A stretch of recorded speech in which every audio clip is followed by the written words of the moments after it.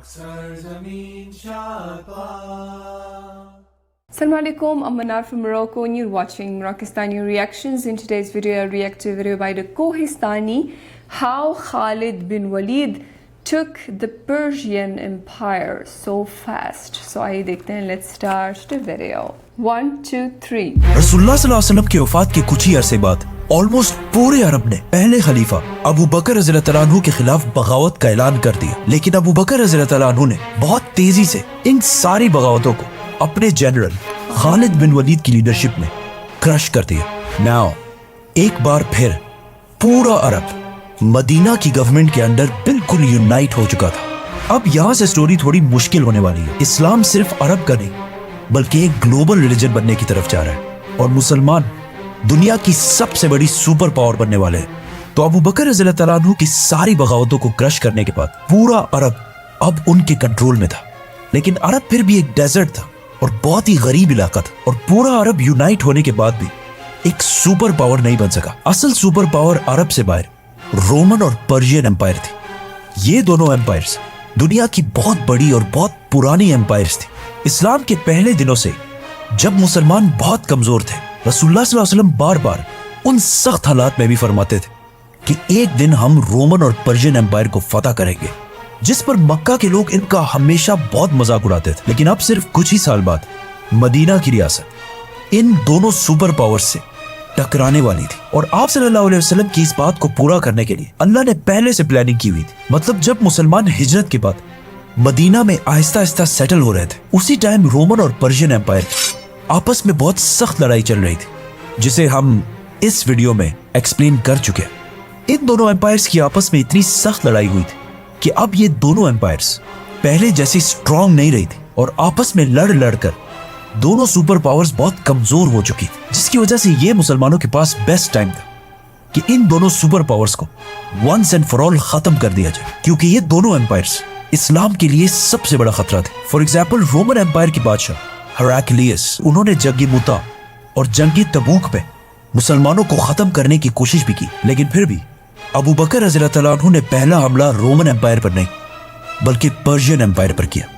इससे कुछ साल पहले रसूलुल्लाह सल्लल्लाहु अलैहि वसल्लम ने दुनिया के सारे बादशाहों की तरफ लेटर्स भेजे थे और उन्हें इस्लाम की तरफ आने का हुक्म दिया था, जिसका सबसे बुरा रिस्पॉन्स पर्शियन बादशाह खुसरो ने दिया था और आप सल्लल्लाहु अलैहि वसल्लम की भेजे हुए लेटर को बहुत गुरूर के साथ फाड़ दिया था, जिसके बाद पर्शियन एम्पायर और मुसलमानों के दरमियान हमेशा एक कोल्ड वॉर चलती रहती थी और पर्शियन एम्पायर बार बार मुसलमानों की गवर्नमेंट को थ्रेट्स भी भेजती थी।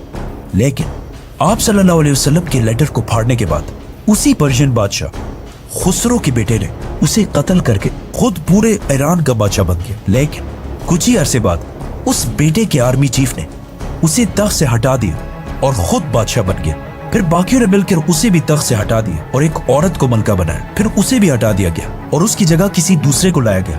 फिर उसे भी हटा दिया गया। मतलब बिल्कुल थोड़े से अरसे में ईरान के 10 बादशाह बदले गए। इस सब की वजह से ईरान की गवर्नमेंट बाकी दोनों के मुकाबले में बहुत कमजोर हो चुकी थी। जिस तरह अगर आज हमारे मुल्क को देखा जाए तो पिछले कुछ ही सालों में पाकिस्तान में 7-8 प्राइम मिनिस्टर्स को थोड़े थोड़े अरसे के बाद बदला गया है और in the same time India और बांग्लादेश में एक ही लीडर रहा है, जिसकी वजह से पाकिस्तान इन दोनों कंट्रीज से बहुत पीछे रह चुका है। उसी तरह पर्शियन एम्पायर भी अपने लीडर्स के बार बार चेंज होने की वजह से बहुत कमजोर हो चुका था और इस बात का मुसलमानों के लीडर अबू बकर रज़ियल्लाहु तआला अन्हु को बहुत अच्छी तरह पता था।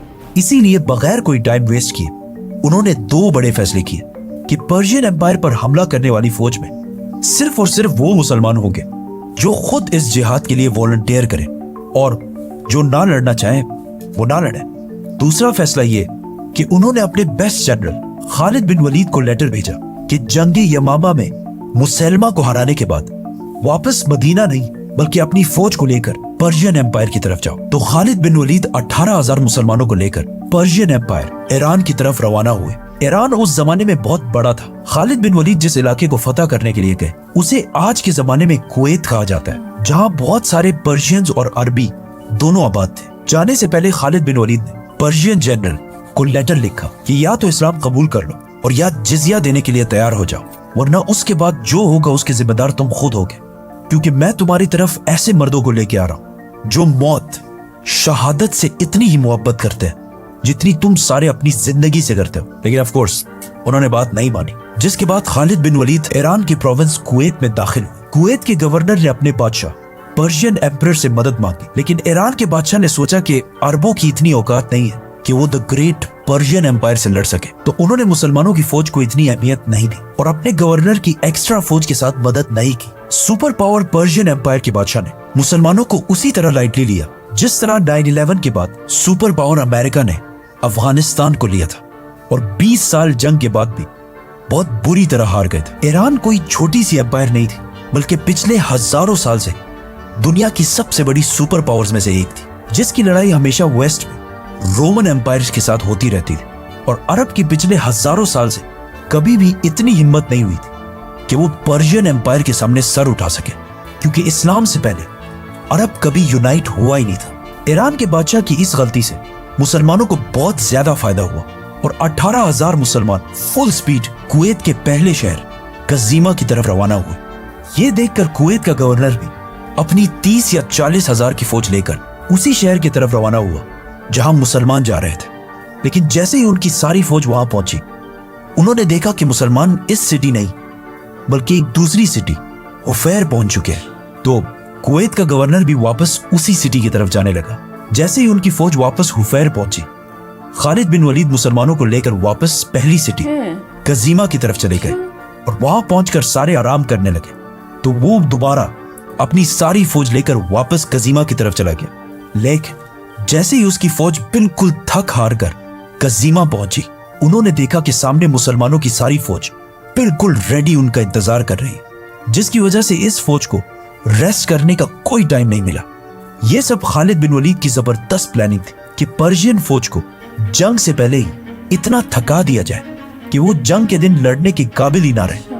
नाउ मुसलमानों की फौज और पर्शियन एम्पायर की फौज में बहुत बड़ा डिफरेंस था, क्योंकि पर्शियन एम्पायर एक सुपर पावर थी और उनकी आर्मी को दुनिया की बेस्ट आर्मी समझा जाता था। लेकिन इतनी प्रोफेशनल फौज होने की वजह से इनका बॉडी आर्मर और सामान हमेशा बहुत ज्यादा और बहुत भारी होता था, जिसकी वजह से उनकी फौज को एक जगह से दूसरे जगह जाने में बहुत मुश्किल होती थी। जिसके मुकाबले में अरब फौज कोई फौज नहीं बल्कि बस आम मुसलमान थे, और इनका आर्मर और सामान बहुत सिंपल और हल्का होता था, जिसकी वजह से इनकी स्पीड बाकी फौजों से बहुत तेज होती थी।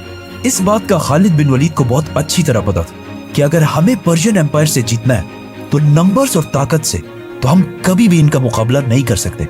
हमें सिर्फ अपनी स्पीड यूज करनी पड़ेगी, और इसी स्पीड को यूज करते हुए उन्होंने बहुत तेजी से रोमन और पर्शियन एम्पायर जैसे सुपर पावर्स को गिरा दिया था, जिसे हम पूरा एक्सप्लेन करेंगे तो सब्सक्राइब।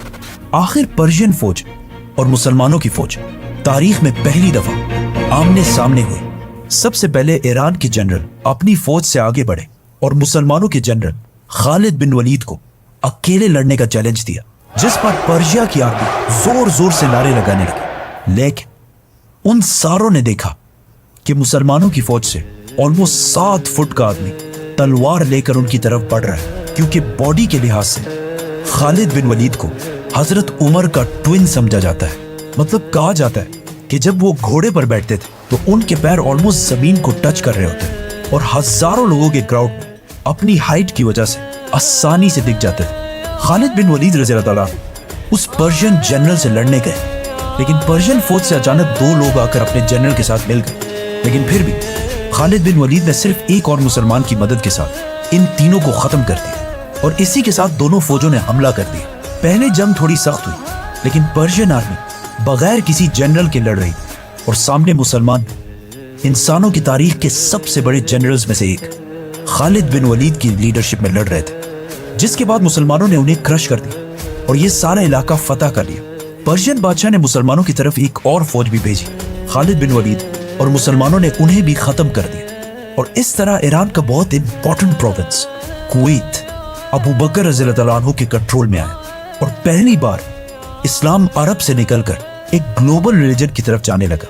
आज दुनिया में 2 बिलियन मुसलमान हैं, और कहा जाता है कि दुनिया में ऐसा एक सेकंड भी नहीं गुजरता कि कहीं ना कहीं दुनिया के किसी कोने में अजान ना दी जा रही हो।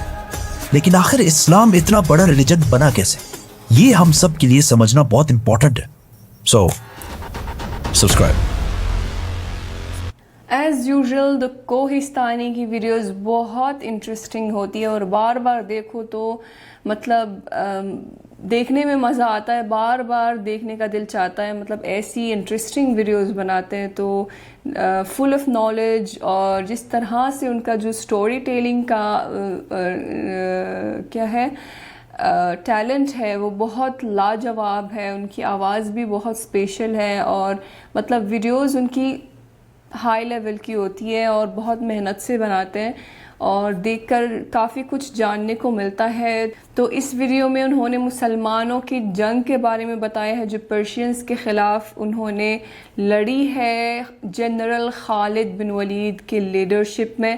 تو ایز یوزول ہر جنگ میں جو اسٹریٹجی ہوتی ہے وہ دیکھنے اور سمجھنے والی ہوتی ہے, انٹرسٹنگ ہوتی ہے. تو ہمیں دکھایا اس ویڈیو میں کہ جنرل خالد بن ولید کس طرح ایک شہر سے ایک شہر کو جو ہے ایک شہر تک جو ہے وہ اپنے آرمی لے کے جاتا رہا ہے پرشین آرمی کو ٹھکانے کے لیے, کیونکہ تعداد میں بھی وہ ان سے بہت زیادہ تھے اور ان کے پاس اسلحہ جو ہیں وہ ایڈوانس تھے اور بھاری تھے.